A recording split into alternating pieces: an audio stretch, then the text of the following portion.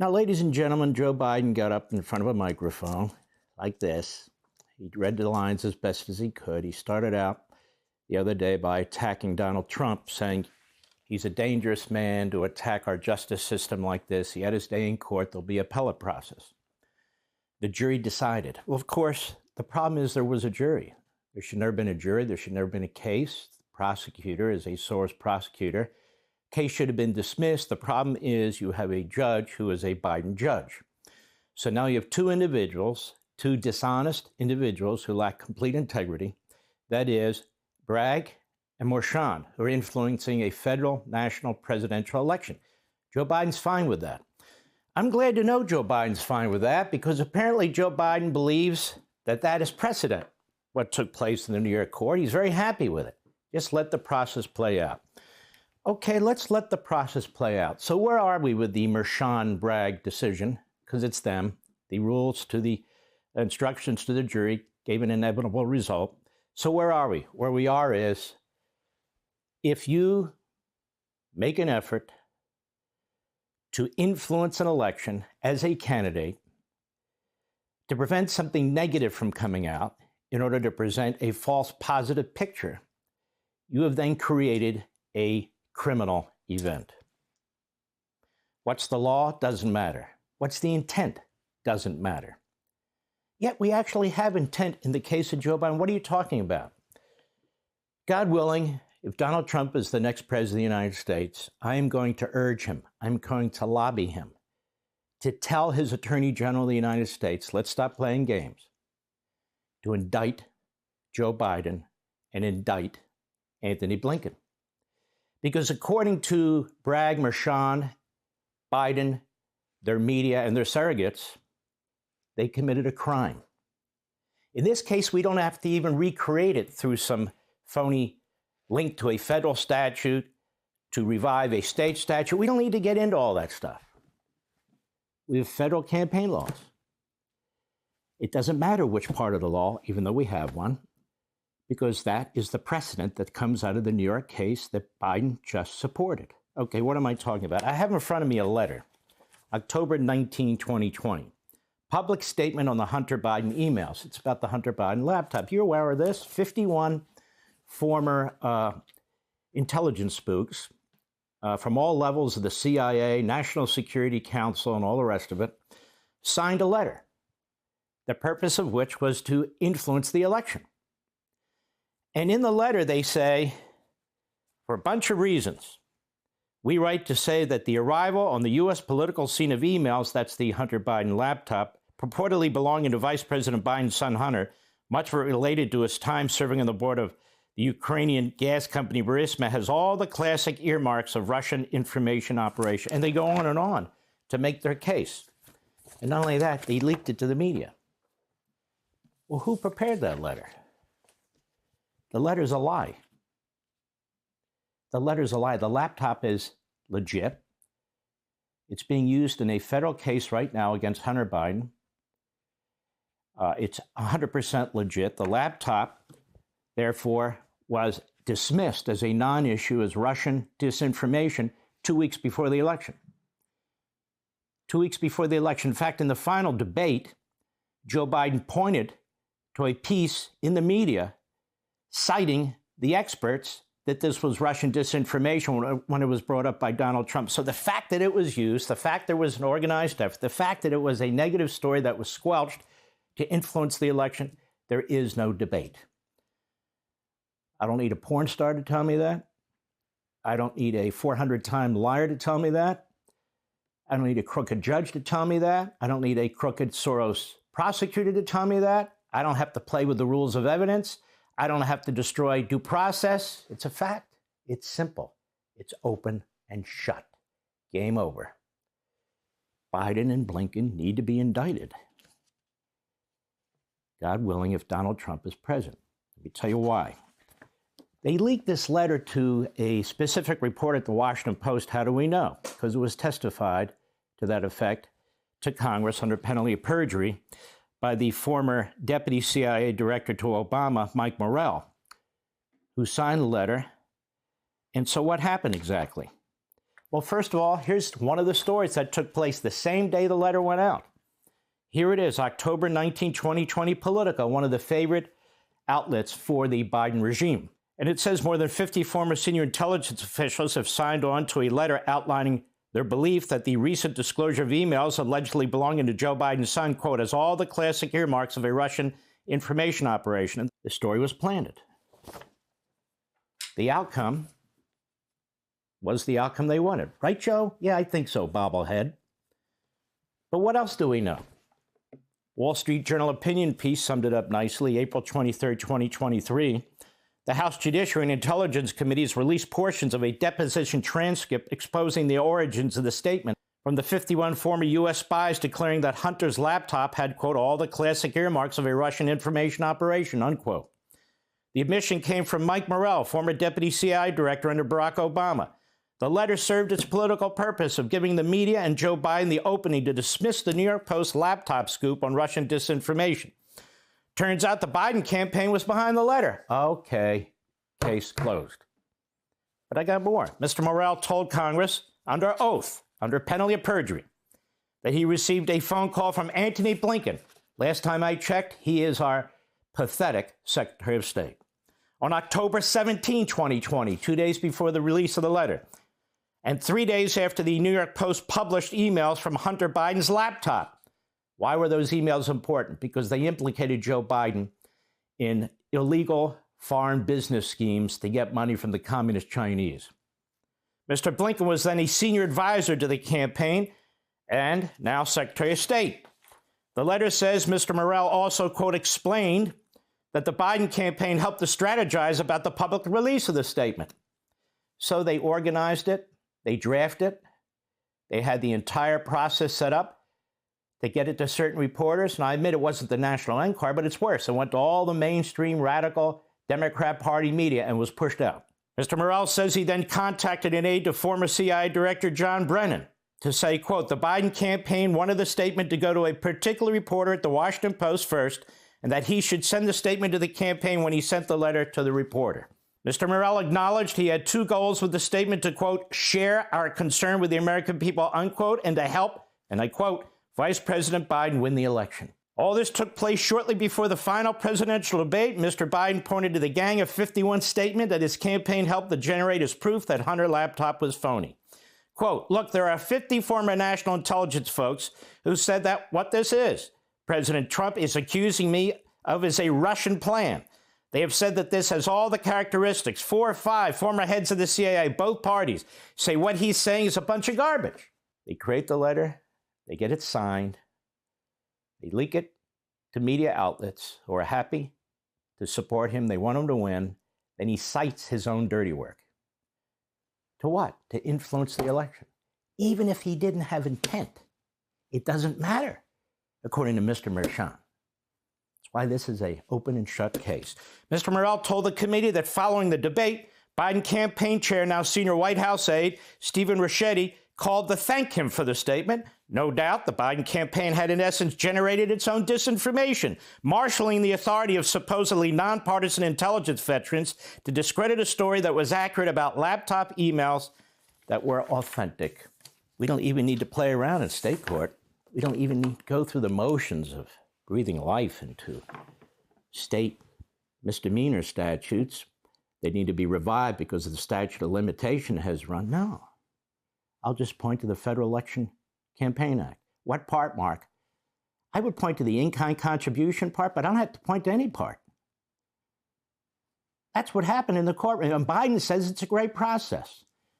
Joe Biden and Antony Blinken, God willing, if Donald Trump is president, must be indicted if we're going to have an equal application of due process, or in this case, really no due process.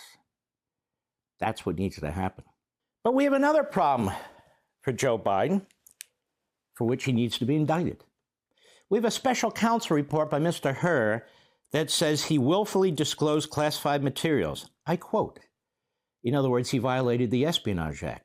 And when he violated the Espionage Act, he wasn't president, so there's no presidential privilege that you can assert. Or you can't assert that as head of the executive branch, he's immune from such prosecutions, which I think he would be, just my own view. But his violations occurred when he was a U.S. Senator, when he was Vice President of the United States, and when he was a private citizen.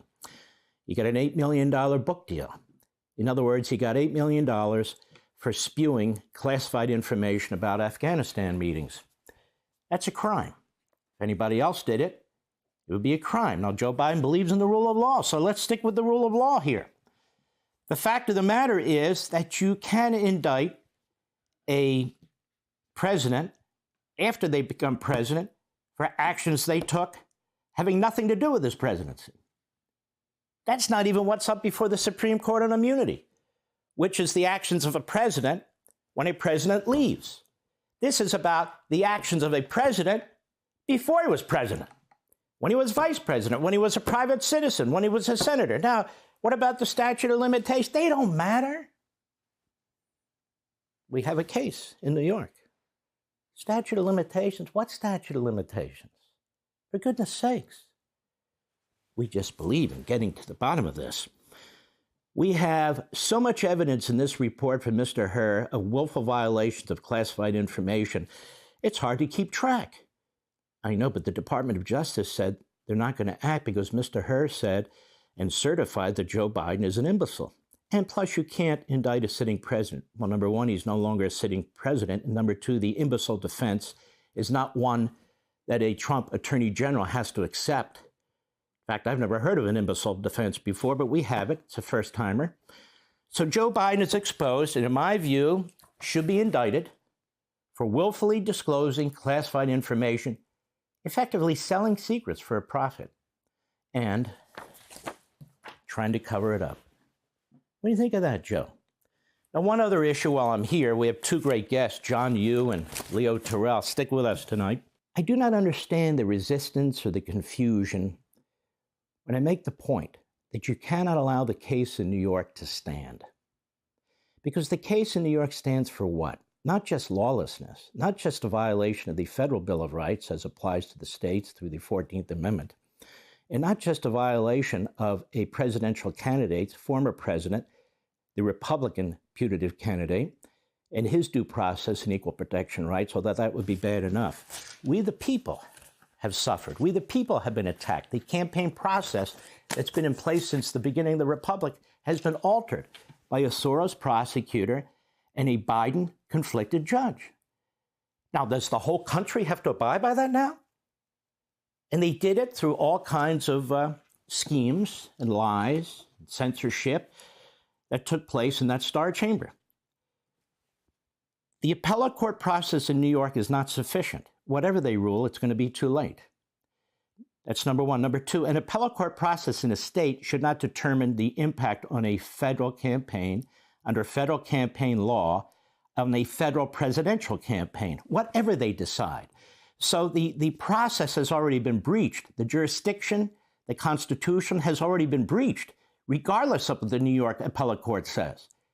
This needs to be put back in the box. Now, there's only one entity can do it. I heard somebody say, well, we got to get it into the federal district courts and the second court. That's not right. In fact, that's not even possible. Well, we got to wait to the end of the state court process, but you wait to the end of the state court process, then the constitutional issues are destroyed. We've had people here say, brilliant lawyers, and they're right.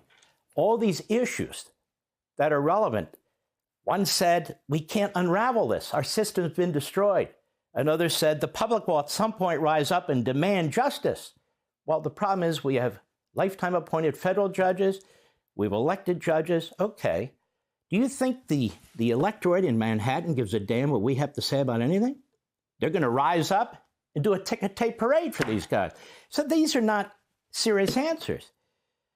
As an advocate, as somebody who has litigated against the left for 40 years, you got to do better than that. There's only one body that can save this judicial system, and it's the top judicial court in the country. You have to give it an opportunity to address this. It can choose not to. And then what's done is done. But you have to give it an opportunity. And when you're trying to save the country, even if you have a 10% chance, isn't that good enough? It's not. You don't play a football game and say, I got to the 30-yard line and there's the end zone.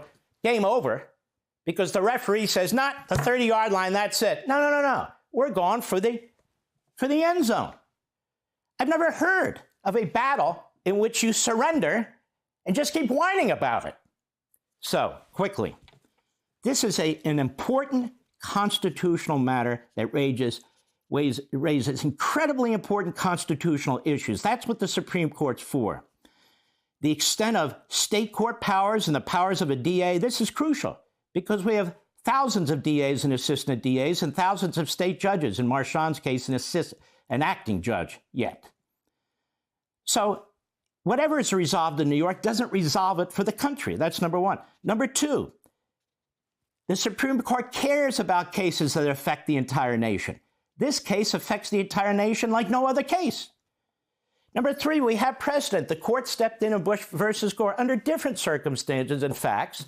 But what does it tell us? It tells us that the court has a predilection to treating presidential elections differently than other activities, and that even though it's an exceptional case for the court to take up, these are exceptional times, exceptional circumstances that requires immediacy, not the lumbering process in the state court. So the president's lawyers ought to stick with that process for the purpose of preserving his appeals. But then we have the bigger issue, the presidency, federalism, due process, equal protection, the First, Fifth, Sixth Amendments right off the top of my head. Equal protection. Our campaign is not on equal footing because of what happened in that courtroom. Joe Biden's able to run an unfettered campaign. Now the debate is, will the judge give Trump house detention? Will he require Trump to sign in every time he leaves the state for another state? In other words, this is an ongoing interference with the election. The unconstitutionality is ongoing. One state's decision, really, one DA and one judge's decision, should not affect the entirety of an election for all of us voters who don't live in Manhattan. The Supreme Court has the power in extraordinary instances to grant relief by use of common law powers. Are they rare? Yes. For rare occasions, yes. This is the rarest of occasions. So how does it work? Issuance by the court of an extraordinary writ authorized under 28 U.S.C. Section 165A. It's not a matter of right, but discretion, sparingly used by a court.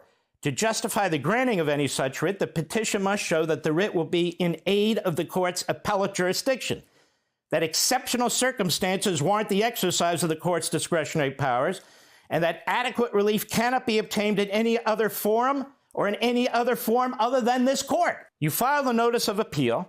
As I said, you ask for a stay of the trial court from the New York court's immediate expedited review you seek. You file applications for common law writs, writ of prohibition, writ of mandamus. It doesn't really matter for our purposes.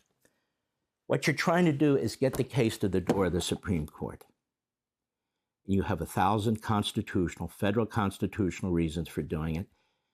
And the exigent circumstance is it's going on right now. The constitutional violations are affecting the election as I speak. Every minute that goes by, more damage is done. It becomes more difficult for the Supreme Court to undo it. I don't know why this is complicated. I don't know why people resist it. Well, it's a long shot. It may not work. So what? If you don't take a long shot, you take no shot. But it's not a coup process. It's just a different process. In Bush v. Gore, if the Bush and Cheney campaign had not filed a petition with the Supreme Court, we never would have had Bush v. Gore, would we? Here you give the court a different path, a common law. You seek common law writs, which is rare, but saved for these extraordinary circumstances. That's the point. I have no idea if the court will take the case, if it does or not. If it doesn't, you're no worse off than you were before. But there's so many serious constitutional issues that affect our liberties, that affect our voting system, that affect the presidential election process, that affect what I'll call reverse journalism, when a court steals the authority from the federal FEC or U.S. Attorney's Office.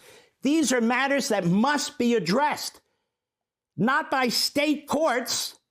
It belongs in a federal court, and the only federal court that can take it and make a final decision is the U.S. Supreme Court. So why would you stop at the 30-yard line and say, this is going to destroy the country? I don't know how we unravel it. We'll never get back. It's a sorry day. I surrender. I never surrender. You know why? Because the enemy never surrenders. Hey, Sean Hannity here. Hey, click here to subscribe to Fox News YouTube page and catch our hottest interviews and most compelling analysis. You will not get it anywhere else.